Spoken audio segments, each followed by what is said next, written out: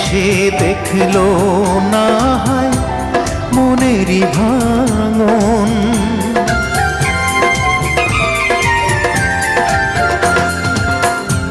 বুঝলো না কেউ ব্যথায় ভরা আমার জীবন,